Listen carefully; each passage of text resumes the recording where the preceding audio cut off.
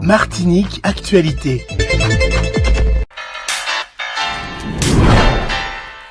RL Location Automobile. Pour toutes vos locations de voitures et utilitaires en Guadeloupe, faites appel à RL Location Automobile. Avec RL Location Automobile, réservez en toute tranquillité 7 jours sur 7, 24 heures sur 24. RL Location vous propose une large gamme de voitures et d'utilitaires au meilleur prix sur le site internet www.rl-location.com.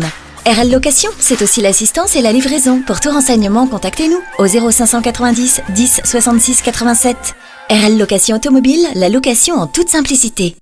Au Robert, les sargasses étouffent et la colère monte. Après 8 jours de blocage à Pontaléry, les habitants des quartiers côtiers du Robert attendaient des réponses claires. Résultat, une réunion, quelques filets posés sur l'eau, 6 militaires du RSMA et beaucoup de déceptions. Pour les riverains, les élus n'ont pas pris la mesure de la crise. On évacue les écoles, mais les enfants rentrent chez eux pour respirer du gaz, résume un habitant écœuré par l'inaction. Face à l'inertie, le collectif devient association. Objectif, peser dans les décisions, exiger une reconnaissance de catastrophe sanitaire et ne plus être mené en bateau. Le message est clair, trop c'est trop, ce n'est plus une marée d'algues, c'est une vague de colère citoyenne qui se lève. C'est une voix qui commence à se faire entendre sur le terrain politique à Sainte-Anne. À moins d'un an des municipales de 2026, Marie-Stéphanie Belon annonce sa candidature. Elle entend porter un projet tourné vers la transparence, la participation citoyenne, la justice sociale et le développement durable. Elle promet une gestion de proximité, à l'écoute des habitants et ambitionne de redonner un nouveau souffle à cette commune du sud de la Martinique. Écoutons Marie-Stéphanie Belon qui veut incarner une autre manière de faire de la politique à Sainte-Anne. Nous parlons beaucoup de tout ce qui est nature, etc. Donc, où sont les métiers qui sont développés en ce moment dans ce domaine? On ne les voit pas beaucoup. Il faudrait effectivement évaluer les besoins dans ce domaine pour pouvoir former les gens, former les jeunes et les moins jeunes, parce que à Sainte-Anne, il y a beaucoup de jeunes qui sont chômeurs, mais il y a aussi des adultes qui sont chômeurs. Donc, il faut pouvoir effectivement occuper les deux catégories en créant certes de l'emploi, comme je disais, basé sur ce type de travaux, en fait.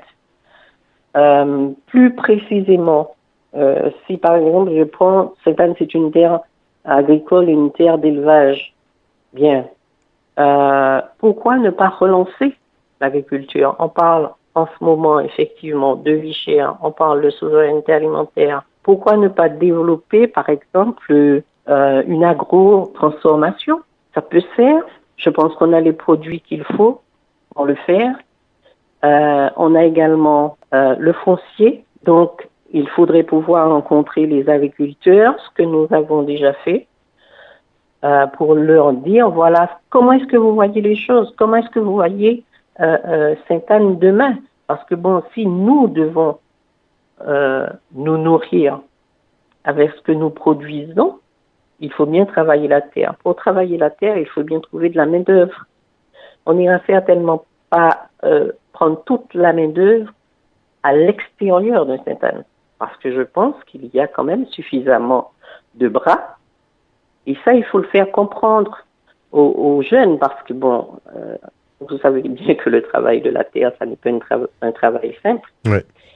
Mais il faut faire comprendre cela parce que sinon, écoutez, il faut pouvoir sortir du marasme que nous connaissons actuellement.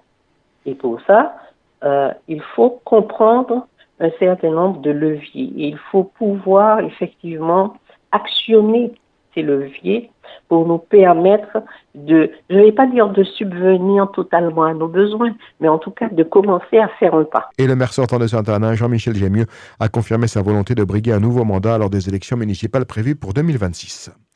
La Guadeloupe franchit un cap vers plus d'autonomie. Lors du 19e congrès des élus tenu hier à Basse-Terre, les élus départementaux, régionaux, maires et parlementaires ont voté à la majorité pour le passage à une collectivité unique. Au menu, une nouvelle répartition des compétences entre l'État et l'archipel, le pouvoir de légiférer localement en matière d'emploi, de fiscalité, d'éducation ou d'aménagement du territoire, mais aussi le droit de lever ses propres impôts. En clair, un statut à la carte dans le cadre de l'article 74 de la Constitution. La future collectivité unique compterait 60 membres et disposerait d'un fonctionnement propre. Prochaine étape, un vote des conseils régional et départemental, puis peut-être une consultation populaire. Et pour renforcer ce nouvel élan identitaire, un hymne, drapeau et devise propres à la Guadeloupe seront soumis à l'avis des citoyens. Alors, un tournant historique, l'histoire le dira. Fait divers, une arme à feu et des munitions ont été découvertes ce mercredi matin au Lamentin lors d'une opération judiciaire. Les policiers appuyés par le RAID sont intervenus à la résidence Horizon, quartier Acajou. Un suspect visé dans une affaire de violence sexuelle a été interpellé. Il est désormais en garde à vue. Les perquisitions ont permis la saisie de l'arme. Depuis janvier, près de 100 armes à feu ont été retirées de la circulation en Martinique. À Saint-Martin, un homme a comparu ce 18 juin pour 59 infractions, un record absolu pour le tribunal, principalement des délits routiers mais en pagaille. Le prévenu a demandé un renvoi de son procès. Le tribunal devait se prononcer sur son maintien en détention, du jamais vu selon la juridiction et probablement bien au-delà. Contre le moustique, la Martinique sort l'artillerie légère mais collective. Un jour, une action, c'est le mot d'ordre lancé par la CTM et la RS pour éradiquer ce bon vieux moustique Aedes aegypti, champion en toute catégorie de la dengue, du chikungunya et du Zika. Jusqu'au 22 juin, l'île se mobilise commune par commune pour traquer les autres stagnantes, ces petites piscines de luxe pour larves. Des visites à domicile, des opérations coup de balai, des messages de prévention à l'appel et une cible claire, les gîtes larvaires, car oui, ce moustique peut se développer en une semaine seulement et avec la saison des pluies, c'est maintenant ou jamais. L'OMS de son côté tire la sonnette d'alarme, 4 milliards d'humains déjà exposés et 5 milliards en 2050. Moralité, une bassine d'eau oubliée et c'est tout un quartier qui gratte, alors on s'y met tous ensemble, un jour, une action. Ticket restaurant, fini le flou. Dès 2027, vous pourrez officiellement utiliser vos titres resto pour acheter des pâtes, du riz ou du fromage râpé en supermarché.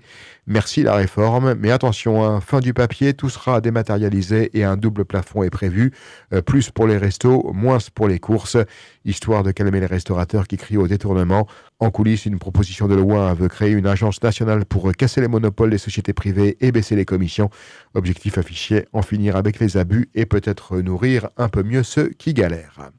France 2 crée la polémique après la diffusion hier soir de l'émission Sommes-nous tous racistes ? À travers des expériences filmées sur le terrain, le programme met en lumière les préjugés racistes inconscients dans la société.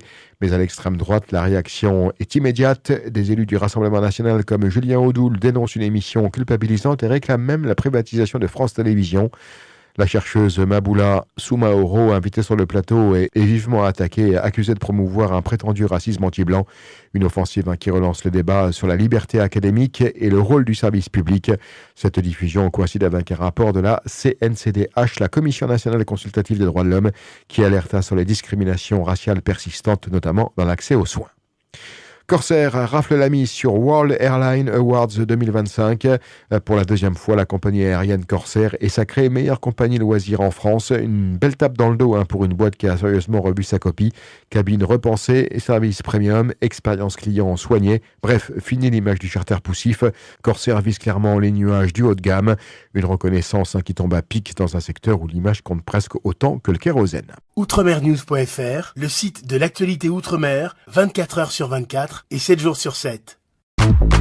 Retrouvez la chaîne Outremer News sur YouTube.